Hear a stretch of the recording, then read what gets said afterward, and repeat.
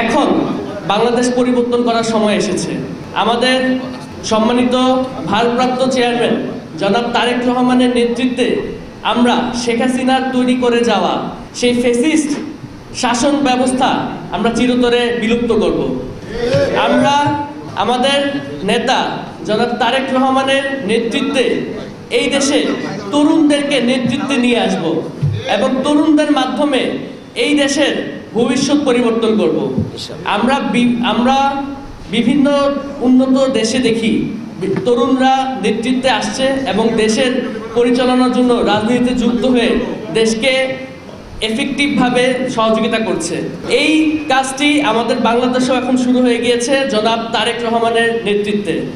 তিনি তরুণ নেতৃত্বকে আস্তে আস্তে সামনের দিকে নিয়ে আসছে এবং কিভাবে তরুণ নেতৃত্বের ধারা বাংলাদেশ রাজনীতিকে পরিবর্তন করা যায় এবং দেশের ভবিষ্যৎ আরো সুন্দর করা যায় তার এই ব্যাপারে বিশাল কর্ম পরিকল্পনা রয়েছে।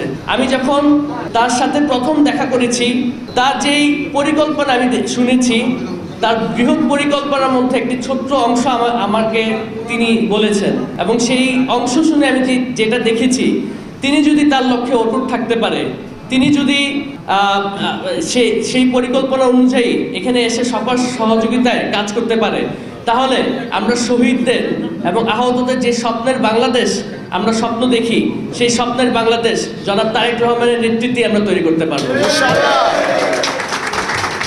শহীদ প্রেসিডেন্ট জিয়াউর রহমান বাংলাদেশ জাতীয়তাবাদী দলের সম্মানিত প্রতিষ্ঠাতা।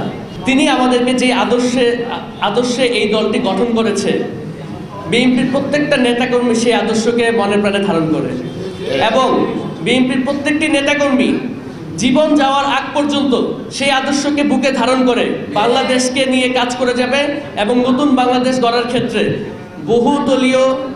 বহুদলীয় গণতান্ত্রিক বাংলাদেশ গড়ার ক্ষেত্রে সবাই একসাথে মিলেমিশে কাজ করবে।